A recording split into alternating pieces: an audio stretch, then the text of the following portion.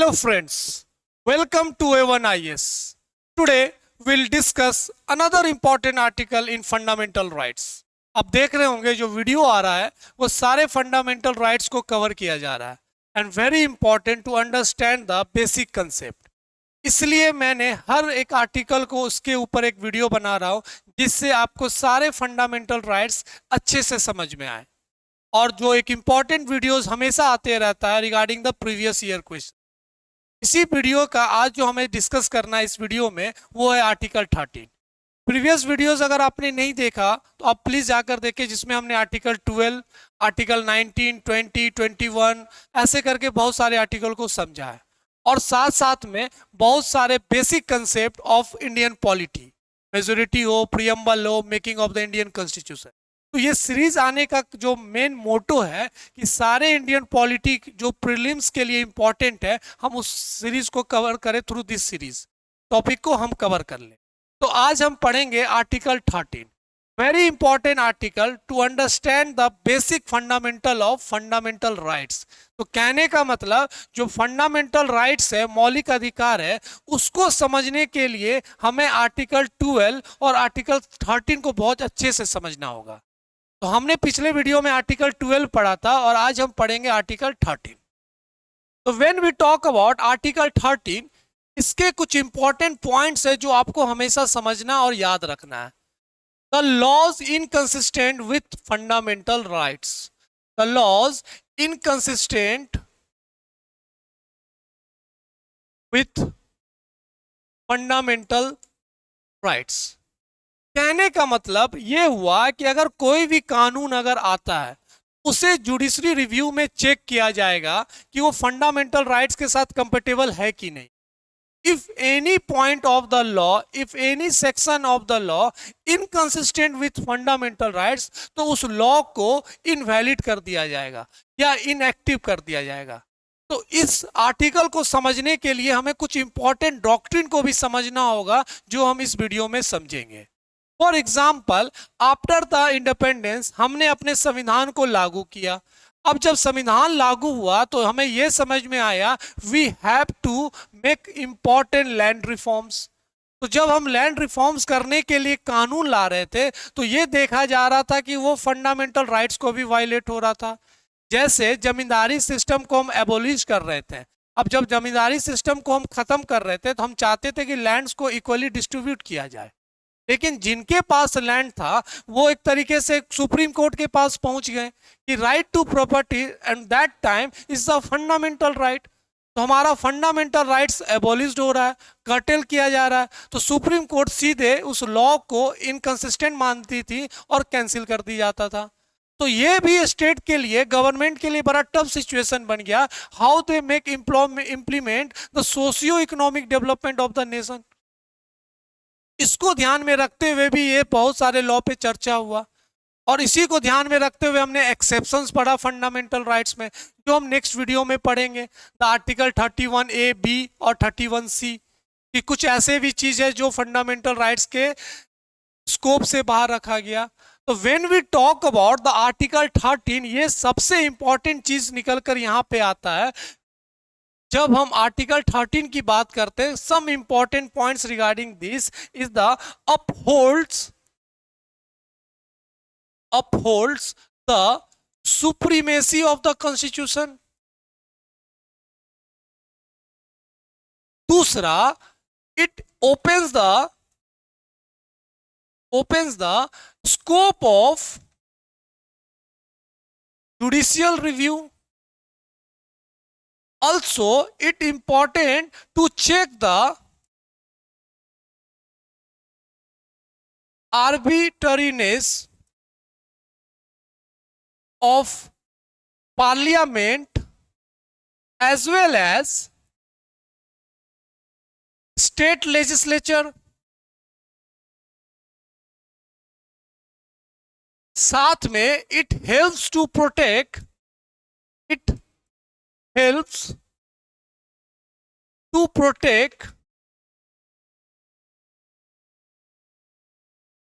fundamental rights that cannot be abridged or curtailed। तो अगर हमें समरी पूछा जाए आर्टिकल 13 का, तो this all are the important point in the article 13। तो आर्टिकल 13 देने का जो कारण यही था, to check the arbitrariness, to check the state government, कि आप ऐसे लॉ नहीं ला सकते हैं जो फंडामेंटल राइट्स के साथ इनकंसिस्टेंट हो। अगर ऐसा कोई कानून आता है तो वहां पे हम फंडामेंटल राइट्स को प्रिवेल करेंगे। तो this is the main important reason behind this article 13। और आप ये कह सकते हैं, through this article 13 we can check the power of parliament and state legislature. और हमने कॉन्स्टिट्यूशन को और जुडिशरी को सबसे ऊपर रखा। हमने आर्टिकल 12 में ये समझा कि स्टेट होता क्या है, what are the important instruments of state, और उसमें एक पॉइंट ये भी देखा कि जुडिशरी स्टेट का पार्ट है कि नहीं। उसमें बहुत इंपॉर्टेंट लैंडमार्क जजमेंट देखा। तो आर्टिकल 13(3) यही समझाता the basic scope of this article. दूसरा इंपॉर्टेंट पॉइंट यहां ये निकल कर आता है, what about the pre constitutional laws. तो जब हम संविधान को लागू किए तब हम बात कर रहे हैं कि after the important laws commencement of the constitution. लेकिन ऐसे कानून भी थे of the British colonial phase और पीरियड में जो कानून लागू थे। अगर वो कानून अगर इनकंसिस्टेंट होता है फंडामेंटल राइट्स का, तो उसके बारे में क्या होगा। वहीं पे हम कुछ डॉक्ट्रिन पढ़ते हैं, जैसे doctrine of eclipse, doctrine of severity. वो डॉक्ट्रिन हमें यह समझाता है कि कब कैसे कानून लागू होगा और कैसे हम फंडामेंटल राइट्स को प्रिवेल करेंगे। तो this all are the important, article को 13 को समझना है। तो नॉर्मल वे में हम अगर आपकी बात करें तो आप समझ जाइए, जब भी हम आर्टिकल 13 की बात करें, it means that it check the power of parliament और वी कैन से स्टेट। ये ऐसा आर्टिकल है जो पूरे स्टेट को चेक करता है कि आप कुछ भी नहीं कर सकते हैं when the question arise regarding the fundamental rights. ये बहुत इंपॉर्टेंट है। जो मैंने अभी इंट्रोडक्टरी में आपको समझाया, the famous Kameshwar Singh versus state of Bihar, एक बहुत फेमस केस था regarding the right to property, जहां पे जमींदारी सिस्टम एबोलिश की बात कर रहे हैं। तो ऐसे तो कोई कानून नहीं आ सकता, तो उसके लिए भी एक्सेप्शंस रखे गए। तो this is very important article when we talk about the background behind this. अब इसमें कुछ इंपॉर्टेंट चीज हमें समझना है when we talk about the article 13 clause 1। Article 13 clause 1 की हम बात करते हैं। अगेन इसमें कुछ इंपॉर्टेंट है, और मैं आपको फ्लो चार्ट से क्यों समझाता हूं, इसलिए कि हमें समझने में ज्यादा आसान होता है। जब आप टेक्स्ट बुक पढ़ते होंगे तो उसमें ऐसा नॉवेल की तरह लाइन लिखा रहता है, it's very difficult to understand. And through this video we understanding every single article of fundamental rights. तो जब हम आर्टिकल क्लॉज 1 की बात करते हैं, that laws are inconsistent with fundamental rights. साथ में हम आर्टिकल 13 क्लॉज 1 में उस चीज की बात करते हैं, that are pre constitutional laws. Pre constitutional laws, जैसे मानकर चलिए डिटेंशन एक्ट हो, सेडेशन एक्ट हो, जिसको एक तरीके से हम प्री कॉन्स्टिट्यूशनल लॉज बोल सकते हैं। अब वो लॉ तो लगे, कानून लगे हुए हैं। अब हमने अपना संविधान लागू किया और उसमें फंडामेंटल राइट्स का right to movement, right to freedom of liberty, exploitation, right against exploitation की हम बात करें, तो ऐसे कानून हैं जो हमारे फंडामेंटल राइट्स के साथ इनकंसिस्टेंट होंगे। तो when we talk about this article 13 clause 1, हम बात करते हैं प्री कॉन्स्टिट्यूशनल लॉज को लेकर।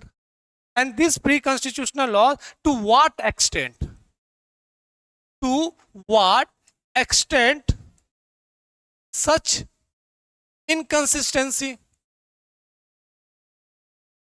and by the court,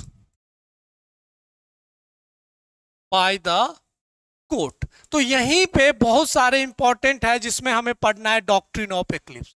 हम उस कानून की बात कर रहे हैं जो प्री कॉन्स्टिट्यूशनल लॉज है और फंडामेंटल राइट्स के साथ इनकंसिस्टेंट है। अगर ऐसा कुछ सिचुएशन होता है तो जिस दिन से फंडामेंटल राइट्स लागू होता, on that time the fundamental rights prevail, मतलब कहने का मतलब on the upper side, and the compatibility check किया जाएगा प्री कॉन्स्टिट्यूशनल लॉज के साथ। अगर मानकर चले कि ऐसा कुछ भी होता है, प्री कॉन्स्टिट्यूशनल लॉज के साथ क्लैश किया जाता है, कंपेटिबिलिटी नहीं है, इनकंसिस्टेंट है, तो हम फंडामेंटल राइट्स को प्रिवेल करेंगे and that laws will be overshadow. कहने का मतलब वो इनएक्टिव हो जाएगा, और जब तक इनएक्टिव रहेगा, जब तक हम उसके सेक्शन और क्लॉज को रिमूव नहीं करते हैं, ठीक नहीं करते हैं, and that all will be decide by court, जहां पे हम ओपन रखे थे जुडिशियल रिव्यू की बात, जो हमने कहा था ना, स्कोप ऑफ जुडिशियल रिव्यू। तो this is very important when we talk about the pre constitutional laws. तो प्री कॉन्स्टिट्यूशनल लॉज वो हो गए तो before the existence of constitution, और जब वैसे लॉज कंपेटिबल नहीं रहेंगे, हम फंडामेंटल राइट्स को प्रिवेल करेंगे।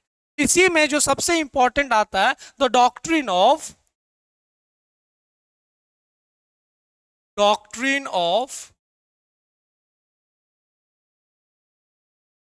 सिवियरिटी। अब ये कह रहा है इस डॉक्ट्रिन में, डॉक्ट्रिन का मतलब होता है एक बिलीफ, एक लॉ, एक कानून जिसके हिसाब से सब कुछ चलेगा। तो डॉक्ट्रिन ऑफ सिवियरिटी में कहता है कि सम पार्ट्स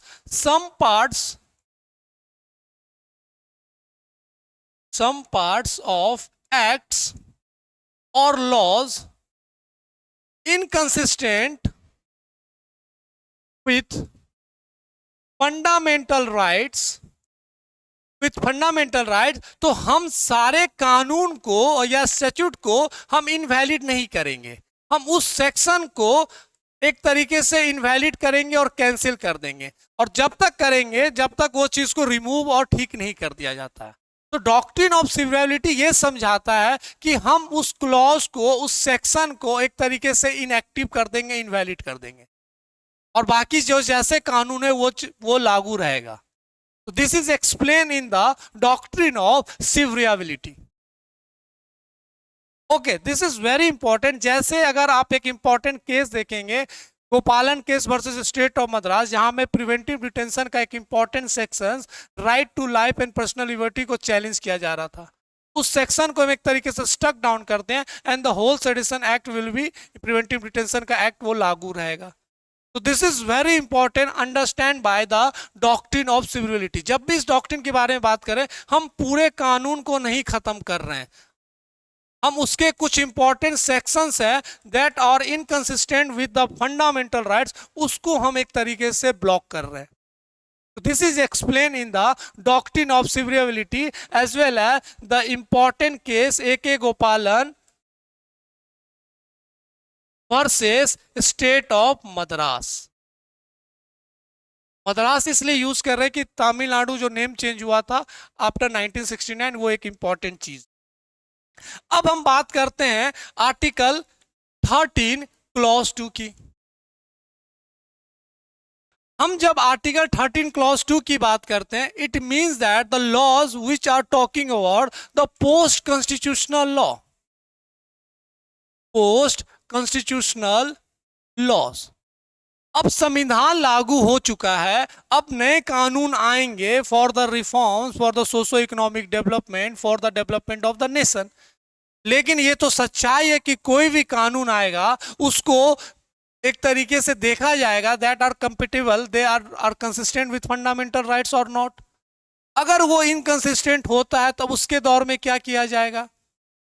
कोई भी कानून आता है, दैट कानून या laws have to pass from the judicial scrutiny, क्योंकि आपने सेपरेशन ऑफ स्टेट्स में पढ़ा होगा कि जो जुडिशरी का काम है टू इंटरप्रेट द लॉज।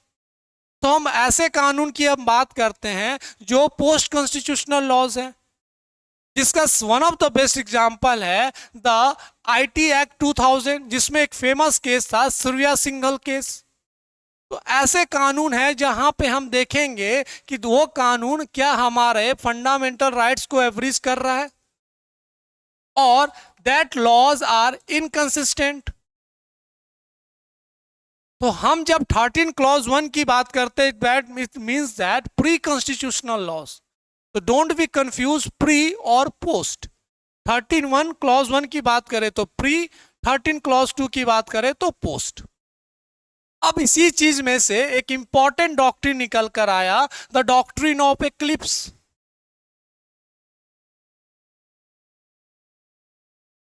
अब डॉक्ट्रिन ऑफ एक्लिप्स क्या समझाता है कि मानकर चले कोई एक्ट आता है, कोई लॉ आता है, दैट लॉ उसके कुछ इंपॉर्टेंट सेक्शन एक तरीके से फंडामेंटल राइट्स के साथ इनकंसिस्टेंस है, तो हम पर्टिकुलर वो चीज को ओवर शैडो कर देंगे।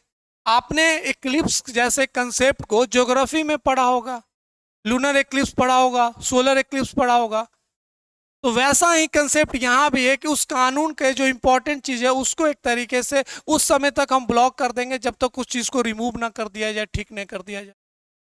ये doctrine of eclipse is very important and this is explain in the Surya Singhal case, जहां पे आईटी एक्ट 2000 जो सेक्शन 66 ए के बारे में बताया, and this important section is inconsistent with fundamental rights. तो ये सारा चीज हमें पता होना चाहिए और हम ये तब तक कर सकते हैं जब तक ये चीज को रिमूव ना किया जाए, and this is very important case. जैसे आपने अभी लेटेस्ट करंट अफेयर्स में पढ़ा होगा, डिजिटल जो चीज है, डिजिटल प्रेजेंस की बात करें और डिजिटल आप एक तरीके से डिजिटल का जो है वो हमारे राइट टू आर्टिकल 21 की बात कर रहे हैं, पर्सनल लिबर्टी और लाइफ की बात कर रहे हैं। तो हमें डिजिटल का जो सुविधा है वो सबको मिलना चाहिए, और वो फेमस केस सुप्रीम कोर्ट में गया और वहाँ पे इन्होंने बताया कि आप केवाईसी के नॉर्म से उसको चेंज कीजिए, क्योंकि 2 एसिड विक्टिम ने उनके केवाईसी नॉर्म्स पूरे नहीं किए जा रहे थे due to the damage of the face.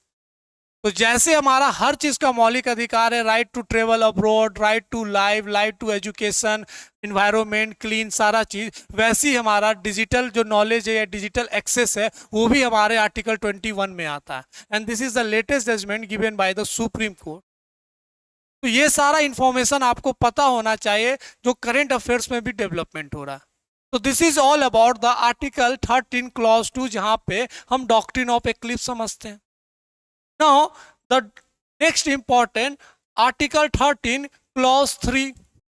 अब आर्टिकल 13 क्लॉज 3 में कहा है कि द लॉस, कैसा लॉस की होगा जो इनकंसिस्टेंट की हम बात कर रहे हैं, उसी में सारा लॉज को लेकर एक्सप्लेनेशन किया गया। द लॉज वैसे laws like orders, ordinance, judgements, ये सारा चीज को रखा गया। Notification, regulation, regulation, by orders, these all are comes under the category of laws, और ये एक्सप्लेन किया गया इन द आर्टिकल 13 क्लॉज 3। तो this is very important article, ये आपको समझना होगा the basic concept, and this is all about to safeguard our fundamental rights.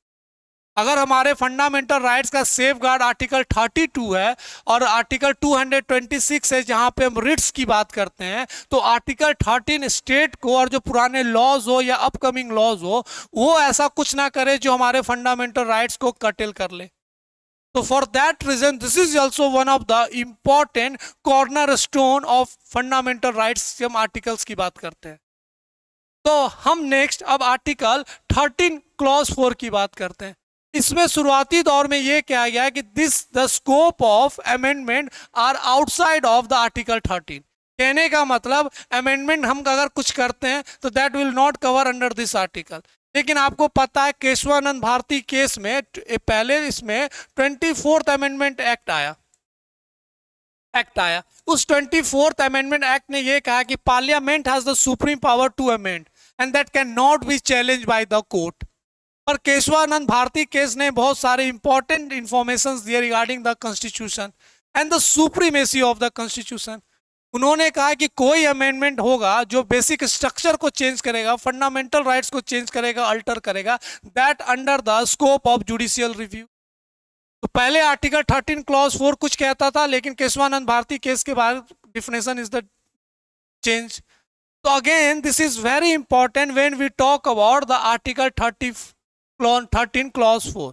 तो ये बहुत इंपॉर्टेंट आर्टिकल है जो आपको पता होना चाहिए, जो हमने शुरुआत से आपको एक्सप्लेन किया। the laws inconsistent with fundamental, and the main scope of this article to safeguard the fundamental rights. जैसे आर्टिकल 12 में हमने स्टेट पढ़ा, तो very very important article. Next class में again we will deal with another important articles. लेकिन ये सब important articles है, इसलिए हमें सिंगल हैंडली इसको यूज कर रहे हैं और कंसेप्ट समझ रहे हैं. आई होप आपको फंडामेंटल राइट्स के दिस वीडियो के माध्यम से आपको सारे आर्टिकल के बेसिक कंसेप्ट समझ में आ रहे हैं. Again we will deal with this important previous year question. तो हम मिलते हैं नेक्स्ट वीडियो में. तब तक आप अच्छे से ध्यान रखिए, मन लगाकर खूब पढ़िए, क्योंकि एग्जाम के नोटिफिकेशंस बहुत जल्दी आने वाले हैं. And the aspirants who are preparing for the UPSC, आपको ऑल द बेस्ट, क्योंकि समय बहुत कम है. उसके बाद हम उसके लिए मेंस का एक स्पेशल सीरीज लाएंगे for the UPSC as well, answer writing program by the A1IAS. और बहुत जल्द A1IAS टेस्ट सीरीज लॉन्च कर रहा है फॉर द 71st बीपीएससी. उसके लिए भी आप तैयार रहिए, क्योंकि हमने बताया था कि हमारे बीपीएससी 70 मेंस में हमारे क्वेश्चंस कैसे आए. We do not discuss on the theme. हम बता रहे थे कि हमारे क्वेश्चन के वर्ड बाय वर्ड वो कॉपी हुआ है. तो हम ये भी है कि अगर हम 71st के करेंट प्रीलिम्स के लिए टेस्ट सीरीज लॉन्च कर रहे हैं, तो उसके भी क्वेश्चंस वैसे ही होंगे जैसा बीपीएससी का पैटर्न चल रहा है. आई होप आपको इस वीडियो के माध्यम से सारे इन्फॉर्मेशंस मिल रहे हैं, और बहुत जल्द आपको ये इन्फॉर्मेशंस मैं साझा करूंगा regarding the our current affairs as well as the test series. हम मिलते हैं नेक्स्ट वीडियो में. ध्यान रखिए. Thank you.